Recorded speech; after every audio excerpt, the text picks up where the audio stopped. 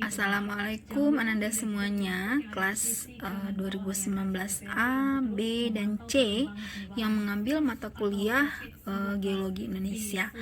Nah, ini sesuatu yang baru banget ya. Kita harus terpaksa kuliahnya online atau daring karena kita tahu bahwa saat ini sedang ada pandemik yang membuat kita harus terpaksa kuliah online seperti ini. Saya harapkan Ananda semuanya enjoy. Saya banyak lihat sih sebenarnya banyak yang stres, banyak yang pusing, banyak yang bingung mungkin dengan adanya kuliah online ini karena tugasnya banyak banget. Tapi harus kita hadapi. Anggap ini adalah sebuah cara untuk kita bertahan dalam situasi genting. Kita anggap saja seperti itu gitu, karena kita sebagai orang geografi juga harus bisa dong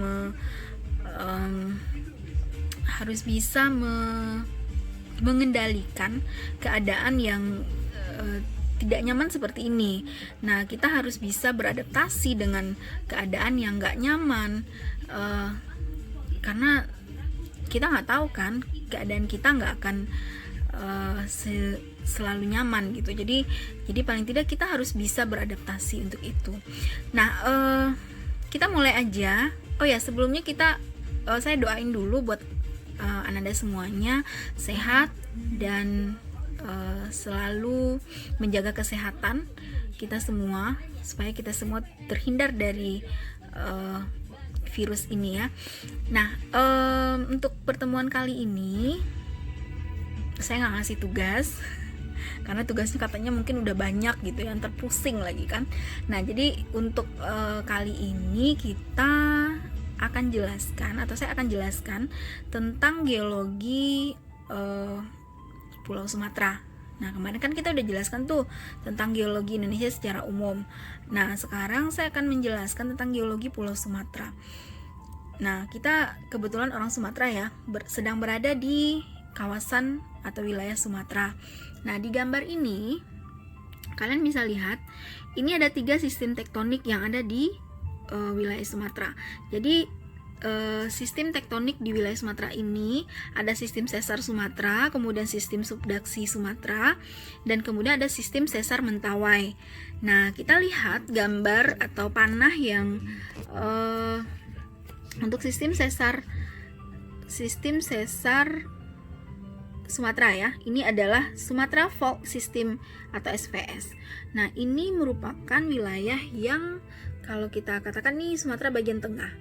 Nah, jadi di Sumatera bagian tengah ini ada Sumatra Fault System atau SPF. Kemudian untuk di sistem subduksi Sumatera ini ada Active Subduction Zone, yang mana di sini adalah merupakan wilayah yang sangat aktif, subduksinya aktif.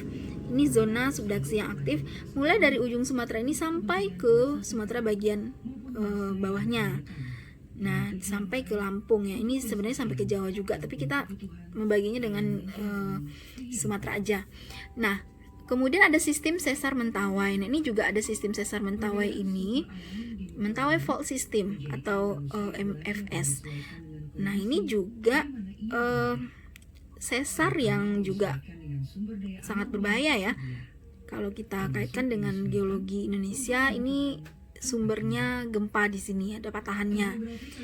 Nah, ini di Active Subduction Zone ini juga merupakan wilayah yang memang aktif juga di sini.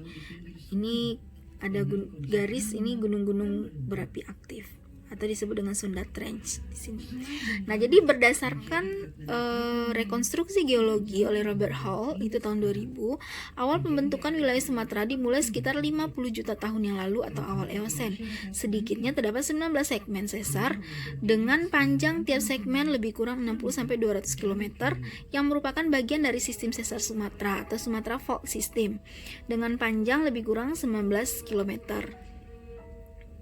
Nah, Danau Toba yang berada di Pulau Sumatera merupakan salah satu bukti nyata bahwa super volcano dan merupakan sisa dari letusan kaldera Mahadaset terbesar. Itu skalanya 8 VIE. Nah, itu seperti ini ya.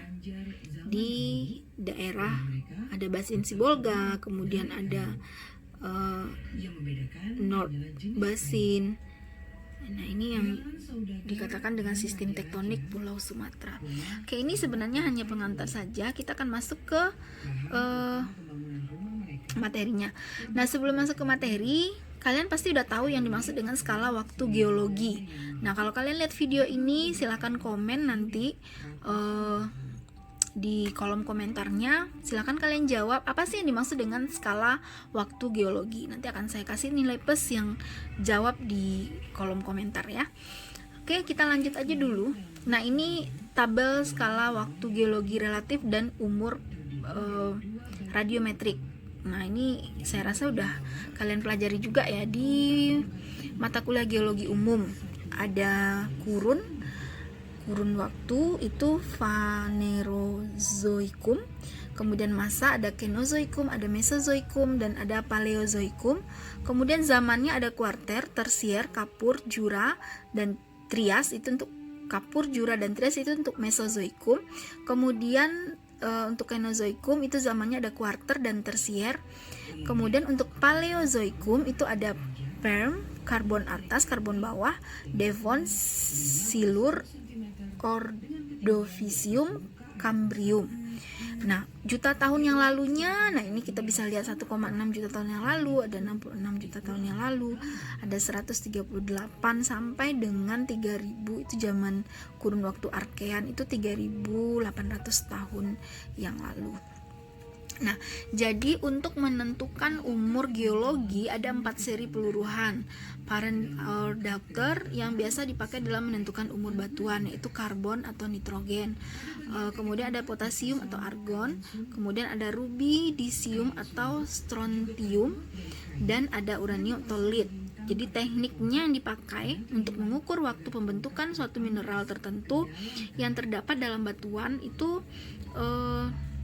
untuk dapat menentukan umur absolut terhadap skala waktu geologi suatu batuan yang dapat didating dengan isotopik dan juga dapat ditetapkan umur relatifnya karena kandungan fosilnya.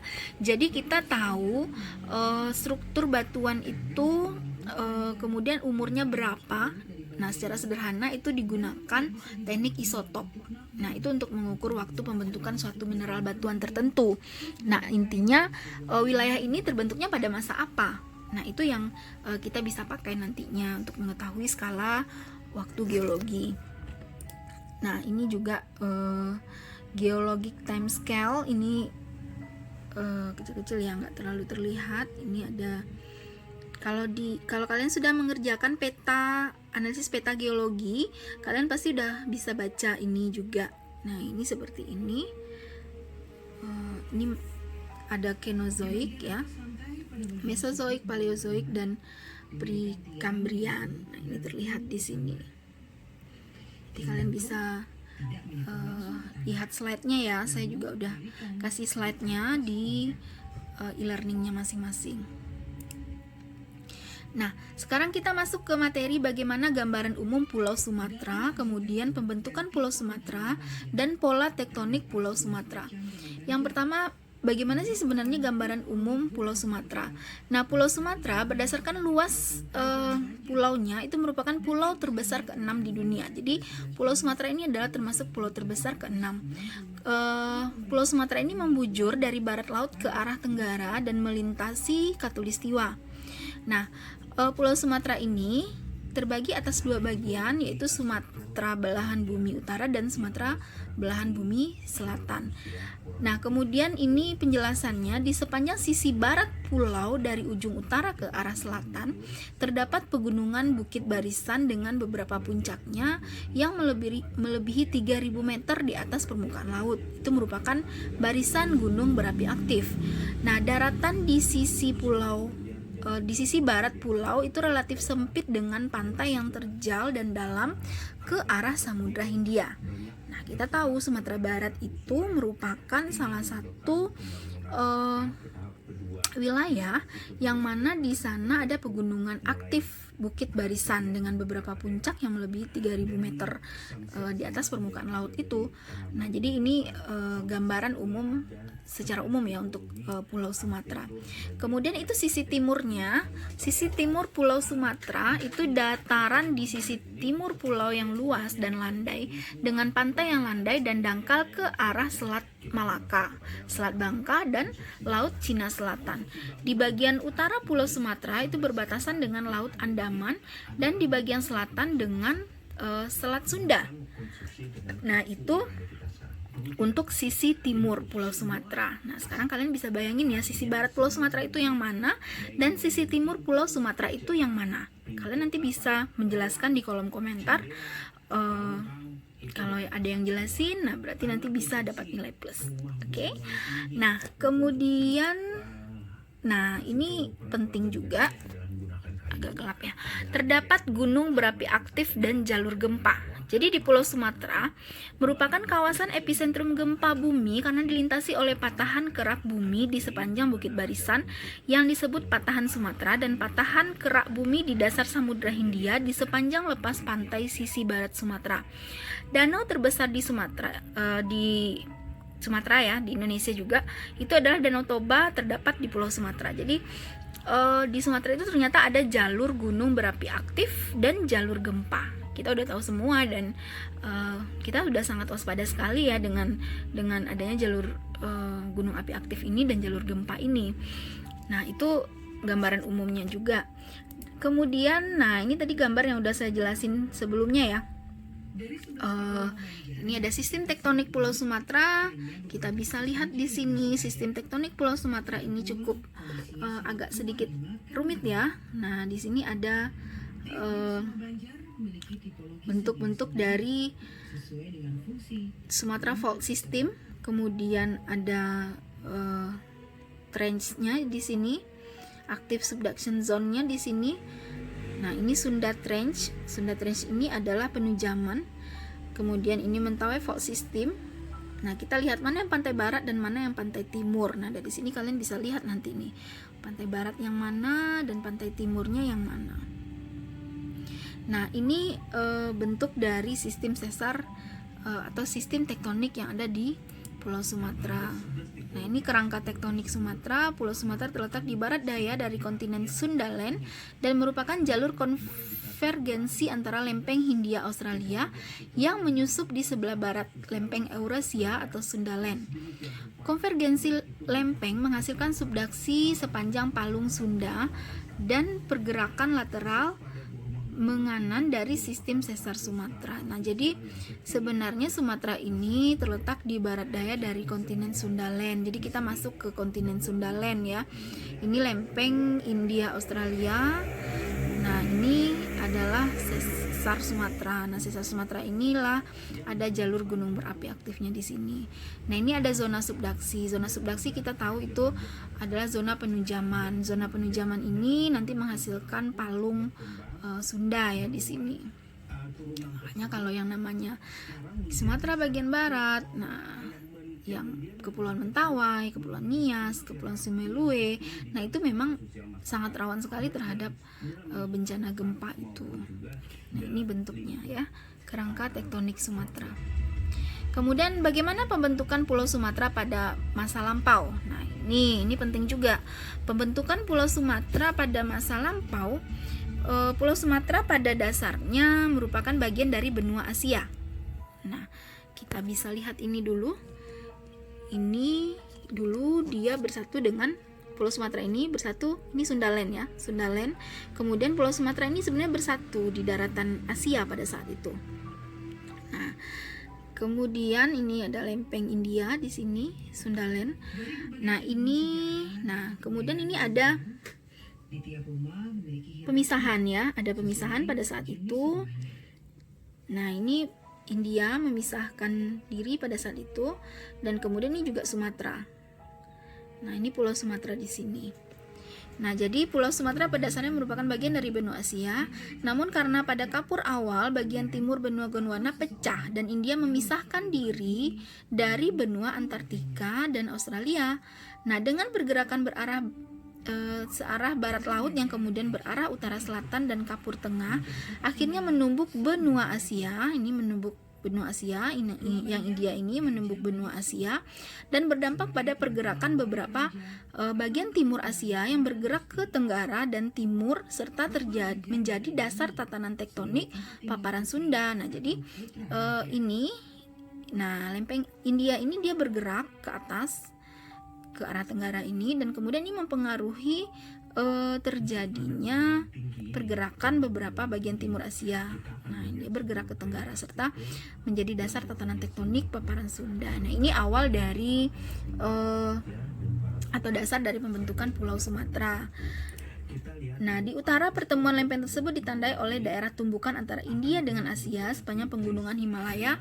Ke arah selatan gerak antara bagian kerak samudra dari lempeng India sampai Australia. Dengan kerak benua dari lempeng Eurasia ditentukan terbentuknya jalur subdaksi sepanjang 6.500 km yang membentang dari Laut Andaman di selatan Burma ke Palung Nicobar dan Palung Sunda di barat Pulau Sumatera dan selatan Jawa. Nah, ini bentuk dari proses ya, dimana ketika India menumbuk benua Asia dengan arah relatif utara ke selatan. Nah, ini bentuk pergerakannya, kita bisa lihat pergerakannya di sini. Nah, kalian bisa perhatikan bentuk pergerakan yang terjadi ini pertamanya India, kemudian dia menabrak ini dan akhirnya adanya perpecahan di sini. Nah, ini gerakannya seperti ini dan kemudian dia memecah menjadi kepingan-kepingan lempeng. Nah, ini jadi akhirnya adanya benua Asia yang bergerak ke arah timur dan tenggara merupakan dampak tumbukan tersebut. Kemudian bagian benua Asia yang bergerak ke arah tenggara itulah yang menjadi cikal bakal paparan Sunda, tempat Pulau Sumatera berada. Nah, ini yang dikatakan dengan paparan Sunda. Oke, kita lanjutkan ya di slide berikutnya. Nah, ini pola tektonik Pulau Sumatera. Nah, ada cekungan-cekungan Sumatera ya. Cekungan Sumatera ini terbentuk pada kurun Eosen Tengah. Pada kurun waktu tersebut terjadi proses syn rift yang menyebabkan terbentuknya Pulau Sumatera. Terjadi akibat adanya pertumbukan antara lempeng India Australia dengan lempeng Asia Tenggara sekitar 45,6 juta tahun yang lalu. Itu menyebabkan deformasi di benua Asia. Bagian tepi dari Asia Tenggara bergeser ke tenggara. Akibatnya terbentuk sesar-sesar berarah barat laut tenggara, termasuk sesar Semangko. Nah, sesar-sesar mendatar yang terus bergeser itu menyebabkan terbentuknya sesar-sesar normal yang menjadi cikal bakal cekungan-cekungan yang ada di Pulau Sumatera. Nah, konfigurasi cekungan pada daerah Sumatera itu berhubungan langsung dengan kehadiran dari subdaksi yang menyebabkan non-volcanic forearch dan volcanic plutonic back arch. Jadi Sumatera dapat dibagi menjadi 5 bagian. Ada Sunda Outer Arch Ridge, itu berada sepanjang batas cekungan forearch Sunda dan yang memisahkan dari lereng Trench. Kemudian ada cekungan forearch Sunda terbentang antara akresi non-volkanik pegunungan Outer Arch dengan bagian di bawah permukaan dan volkanik Back Arch Sumatera. Kemudian cekungan Back Arch Sumatera itu meliputi cekungan Sumatera Utara, Tengah, dan Selatan. Sistem ini berkembang sejalan dengan depresi yang berbeda pada bagian bawah Bukit Barisan. Kemudian Bukit Barisan terjadi pada bagian aksial dari pulaunya dan terbentuk terutama pada perm karbon hingga batuan Mesozoik. Nah, intra-arch Sumatera dipisahkan oleh upfleet berikutnya dan erosi dari daerah pengendapan terdahulu sehingga memiliki litologi yang mirip pada forearch dan back arch basin. Nah, ini pembagian dari daerah cekungan Sumatera yang mana terkait dengan subdaksi tadi ya. Ada non-volcanic forearch dan ada volcanic plutonic back arch. Nah, Sumatera dapat 5 bagian. Ada Sunda Outer Arch Ridge, kemudian cekungan forearch Sunda, cekungan back arch Sumatera dan Bukit Barisan, kemudian intra arch Sumatera. Jadi itu bagian-bagian dari Pulau Sumatera. Nah, ini yang pertama kita bahas dulu ya. Sunda Outer Arch Ridge, punggung luar busur Sunda. Nah, di sini punggung luar busur Sunda ini terletak di sepanjang tepi cekungan depan busur Sunda atau Sunda Four Arch Basin. Nah, kita bisa lihat di sini adalah Sunda Four Arch Basin, merupakan punggung non vulkanik yang memanjang dari Laut Andaman hingga Tenggara Jawa. Nah, ini salah satunya ditentukan oleh diwakili ya oleh geologi Nias dan Pulau Simeulue ya. Simeulue itu ada di Aceh ya. Nah, ini disebut dengan Sunda Outer Arch Ridge atau punggung luar busur Sunda. Itu busur Sunda. Kalian bisa lihat gambarnya di sini. Oke, kemudian posisi cekungan Sumatera. Nah, cekungan tersier itu menempati bagian sebelah timur Pulau Sumatera. Nah, cekungannya ada 3. Ada cekungan Sumatera Utara, ada cekungan Sumatera Tengah, dan ada cekungan Sumatera Selatan. Nah, ini ada 3. Ini cekungan Sumatera Utara, cekungan Sumatera Tengah, dan ini cekungan Sumatera Selatan di sini. Nah, kemudian ada subduksi oblik dan pengaruh sistem mendatar Sumatera menjadikan kompleksitas rejim, stres, dan pola strain pada Sumatera. Karakteristik awal tersier Sumatera ditandai dengan pembentukan cekungan-cekungan belakang busur sepanjang Pulau Sumatera, yaitu cekungan Sumatera Utara, cekungan Sumatera Tengah, dan cekungan Sumatera Selatan. Nah, ini North Sumatra Basin, ini yang utara, kemudian Central Sumatra Basin, kemudian ini South Sumatra Basin. Nah, ini ada Sunda Basin di sini. Nah, jadi di sini Four Arch Basin, Four Arch Ridge, kemudian ada Stationary Wedge, ini Mentawai Fault, ini patahan Mentawai, Top of Melange Wedge. Nah, ini Active Subduction Zone-nya Sunda Trench. Nah, ini Mentawai Fault, ini patahan Mentawai di sini. Nah, ini Sumatra Fault, ini juga patahan ya. Ada patahan Sumatera di sini.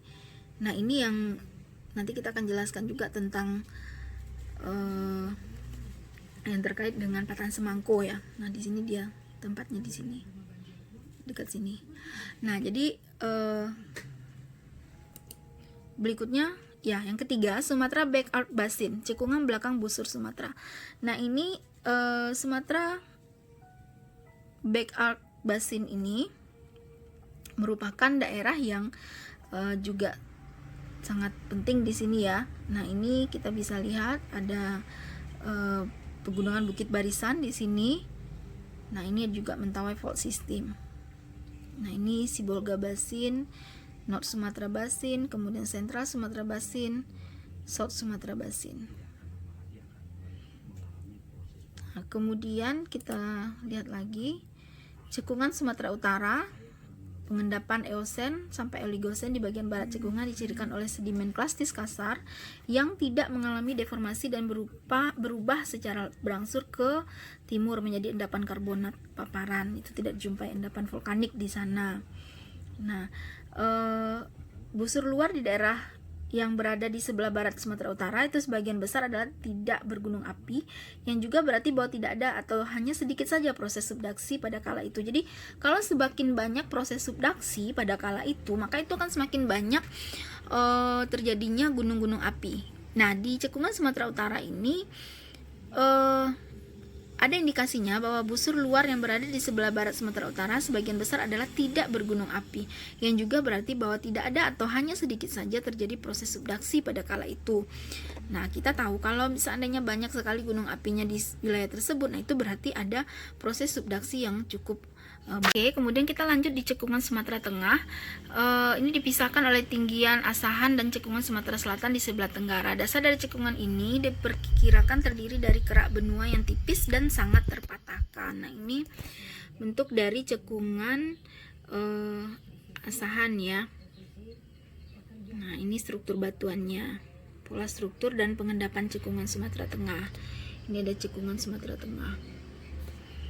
Nah, cekungan Sumatera Tengah ini berumur batuannya paleogen ya, terdiri dari endapan darat, terutama terdiri dari lempung merah dan hijau dan serpih karbonan serta batu pasir. Nah, berbutir sedang sampai halus. Setelah pengendapan ini disusul oleh pengangkatan, perlipatan dan persesaran serta erosi. Jadi di sini ada gerakan pengangkatan, perlipatan dan juga pergeseran. Nah, ini kita bisa lihat di sini pengangkatan, perlipatan dan pergeseran tadi. Ini bentuknya di sini. Oke, itu untuk cekungan Sumatera Tengah. Nah, kemudian ada cekungan Sumatera Selatan membentang mulai dari tinggian Asahan di barat laut sampai ke tinggian Lampung yang terletak di bagian selatan. Nah, ini bentuknya South Sumatera Province ya, Palembang atau Jambi. Nah, seperti ini cekungan yang ada di sana. Nah, kemudian kerangka tektonik regional cekungan Sumatera. Nah, ini tadi juga udah sebelumnya kita jelaskan. Nah, kemudian ada istilah di sini penujaman yang terjadi di sebelah barat Sumatera yang benar-benar tidak tegak lurus terhadap arah pergerakan lempeng India Australia dan lempeng Eurasia. Lempeng Eurasia bergerak relatif ke arah tenggara, sedangkan lempeng India Australia bergerak relatif ke arah timur laut. Karena tidak tegak lurus inilah, maka Pulau Sumatera dirobek sesar mendatar atau garis jingga yang dikenal dengan nama sesar Semangko. Nah, ini sesar Semangko di sini. Nah, sesar Semangko ya, kalian mungkin udah jelas juga tentang sesar Semangko. Nah, ini bagaimana kita mengenal patahan ya. Ini gambaran sesar Semangko ini dari bentang alam dari atas pesawat udara itu dapat terlihat kelurusan dari jalur patahan yang membelah bumi atau ada jalur merah itu. Nah, itu yang dikategorikan dengan sesar Semangko di sini. Oke. Ini sesar Semangkonya. Oke ya.